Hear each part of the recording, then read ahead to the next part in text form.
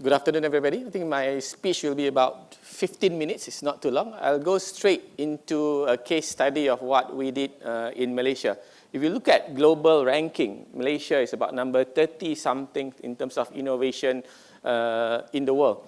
We are, all this while, we are known as being an efficiency-driven economy. So one of the things that we did back for the government in 2011 was to create a national innovation strategy, but our focus was on helping large companies innovate, because we do find that many large companies in Malaysia are not really innovation driven. But while working in that project, we stumbled across a few IT companies. When we spoke to them, they said they have a lot of good ideas. They got a lot of grants from the Malaysian government, some from 500,000 to 2 million ringgit. You know that in Malaysia, it's really easy to get a grant as a startup. The government of Malaysia just released a grant for about 30 million ringgit. So any individual, you just need 2 or 3 of them, just pitch an idea. If you are lucky, you can get 150,000 US dollars as a grant to start up a business. But many of these businesses, especially in the IT sector, they have difficulty penetrating large organizations. But if you talk about consumer-facing organizations, they are fine. They are doing it quite well. I think one of the successes would be companies like MyTaxi, etc.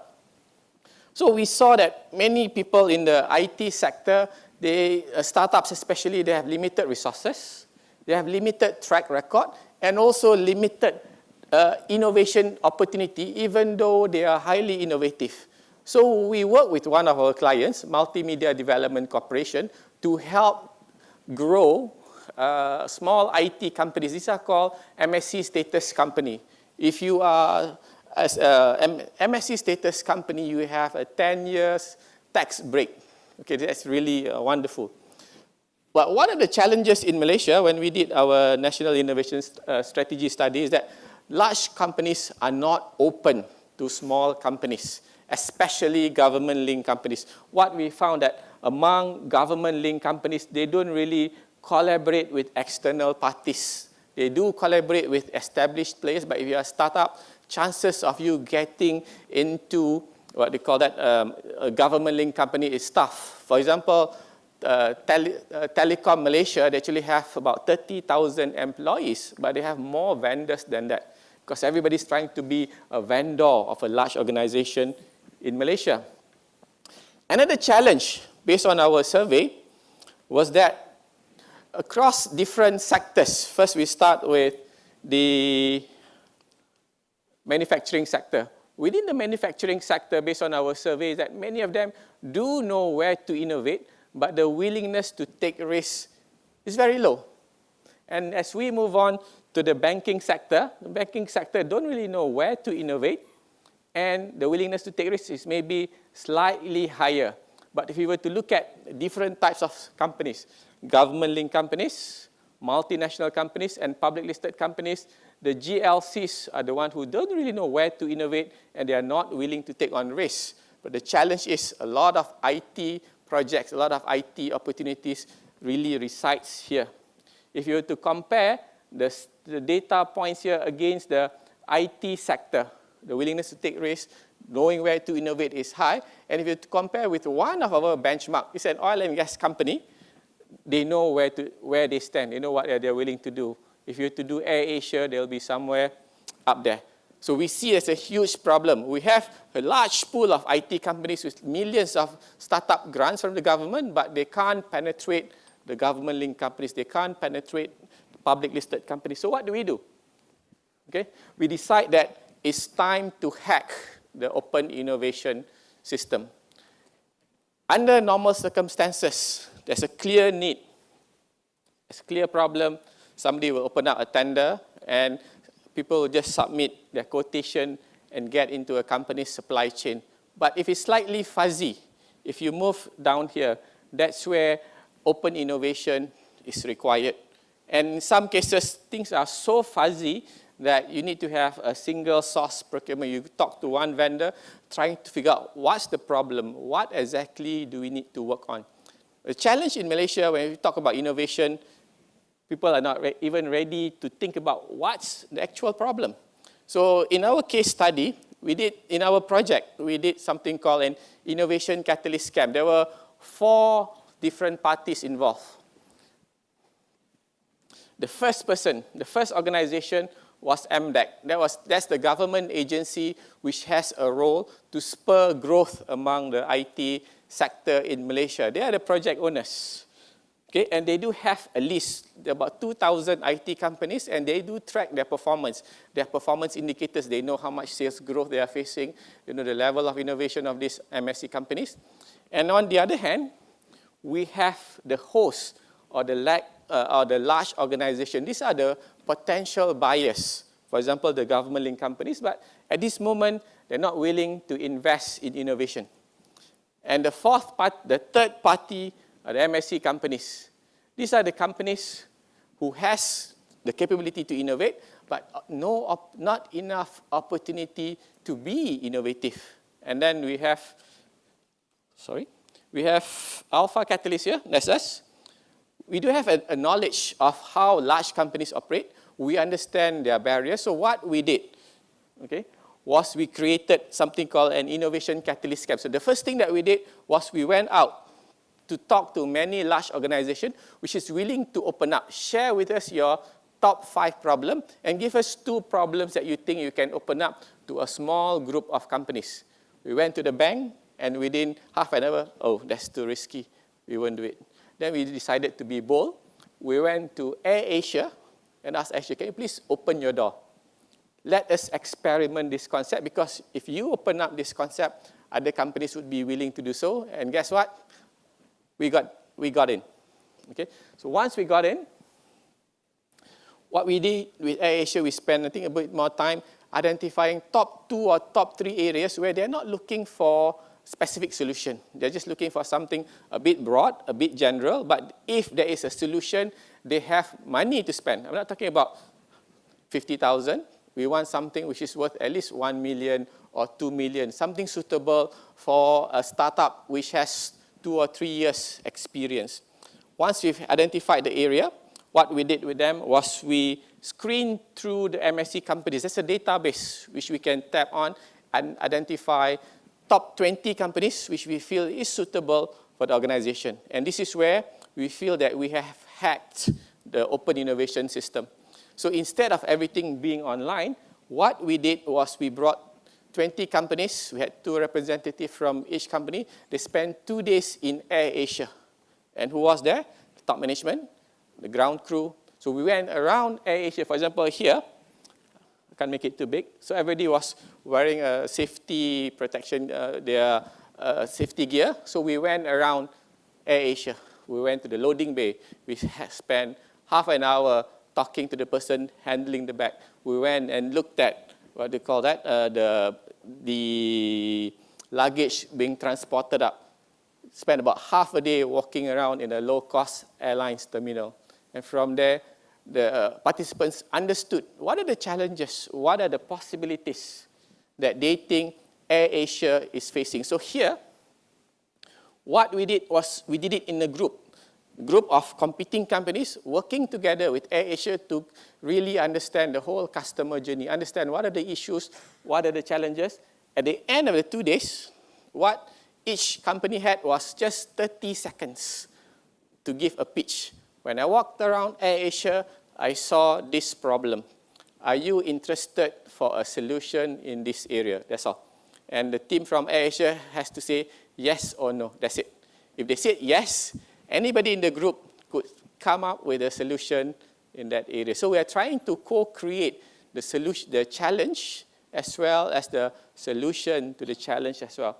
So they are given about 14 days to work on it. And we screen through the submission. And after 14 days, what we did was we lined up the team from AirAsia. There were at least 10 people from AirAsia, the head of IT, head of customer experience, all the heads there, except for Tony, she's not there. Okay? And we gave the team from AirAsia a screening process, okay, what to look for in the presentation, and the presenters knew what to present as well. But each team only had 10 minutes to present. We want it to be tight. We don't want the companies to reveal too much to AirAsia because both parties don't really trust each other too much. Okay? And after that, we got the feedback, and I can't reveal too much. Everybody had to sign an NDA. 2 companies went back in, and one of them was involved in a large tender process, and another one actually got business from there. And what we did subsequently was we scale up to, let me just share with you. This was the evaluation criteria. Don't worry, all this is available on Crowdsourcing Week website.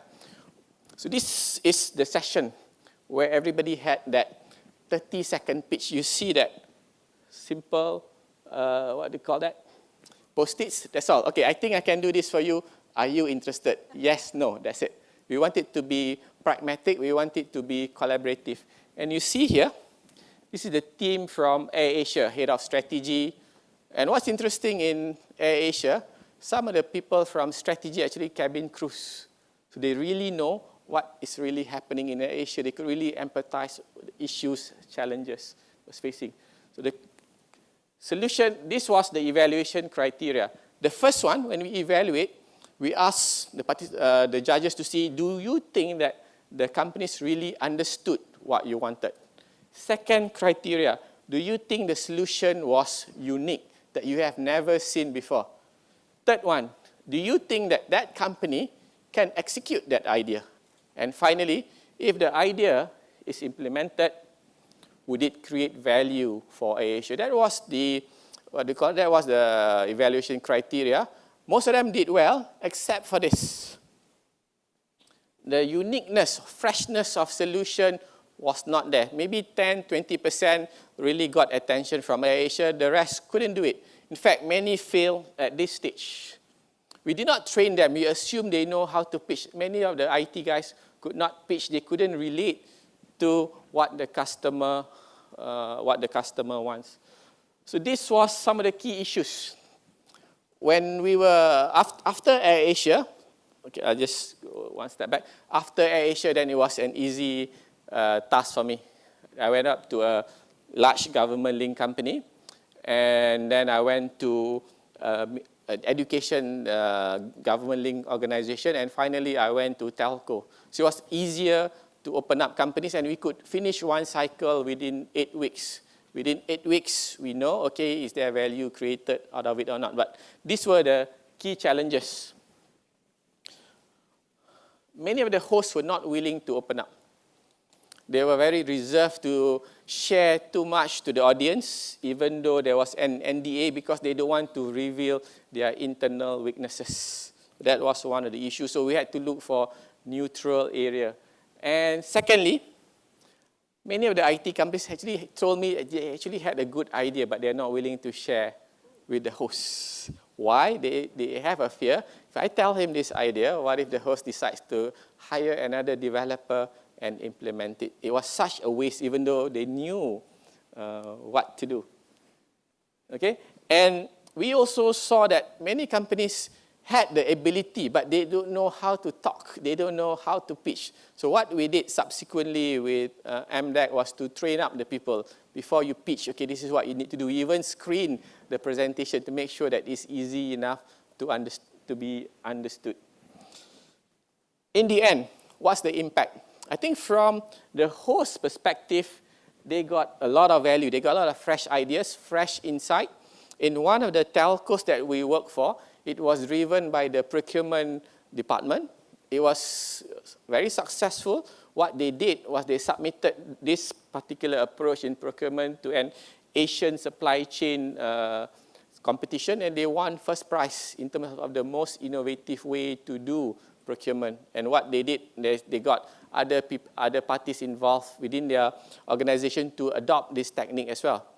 And the other thing is that they are viewed to be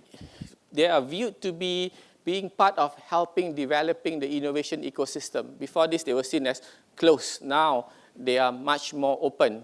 But from the MSC company's perspective, okay, for one of the telcos, we brought in 15 companies, 5 became vendors of that telco within few weeks. Some of them was a direct discussion. Oh, I need you, come, let's do something. And in another case, there was one company who's been trying to, who's been talking to one of the host company, but nothing is moving. He used the same proposal, tweak it slightly, sold that proposal to the subsidiary of that particular company, and they got their contract out of it. So it was a lot of value out of this project, especially for the MSC companies, because we expect the top management to be there. For example, the chief technology officer, chief financial officer. If there's no C-suite involved in any of the session, we said we won't run. We want the top management to be there. And where possible, we want the MD, because we do want the MSC companies to have a chance to meet the top management of a large public listed organization. And most of them, their revenue is more than 1 billion and above. Because we want to see that each company has the potential to get multi-million ringgit project. And for MDEC, that's the government agency that we work with. For them, I think the biggest value is that they saw that the hosts, the larger organization, is beginning to trust them as a partner. Subsequently, they've been getting a lot more requests from larger organizations to just do direct matching. It has nothing to do with innovation. It's just more about supplying IT companies, smaller IT companies to larger organizations. So it was very, what do you call it, beneficial for them in that area. And finally, for us, Alpha Catalyst Consulting, we are doing an experiment. It shows that if we curate the crowd properly, it can work. And what we have done is we have another client that we're working on. They wanted us to do something to do with crowdsourcing, but they don't really know what they want, and they don't really know how they want to do it. It's very fuzzy. And that's when we go in, we'll try to clarify with them in that area. So my message for you, before I go off, is that open innovation, even crowdsourcing, is really in its infancy in this region. We are very risk averse. We know what to do, but we are afraid to try out. So it's not about having the right system, but it's about having the right culture, having the right mindset to innovate. And what is needed the most is actually people coming out and sharing their failures and how they overcome the failures and how they move forward to create value in an in coming up with open innovation project. And if you are from a government agency, okay, what you need to do is to create the right incentives, create the right policies on innovation, which allows people to take on risks. For example, you could have a policy where if you invest 1 million in an open innovation project, there will be another million as a tax deductible, whatsoever. And here, it's about risk and opportunity. If there's any startups here, any small companies here, the most important thing is don't be afraid to share your ideas. When I spoke to people from AirAsia, they said they have not seen anything new, what they're looking for, startups or companies which they think is willing to invest their effort in implementing the solution and tweak as mistakes emerges along the way. So that's it for myself. If you have any further questions, please see me next few days. Thank you. Bye.